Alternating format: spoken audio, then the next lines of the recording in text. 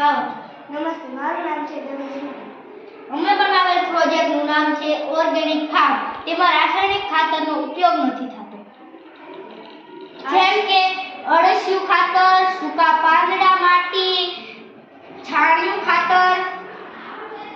આ છે ટમેટીનું ખેતર, આ છે મરચીનું ખેતર.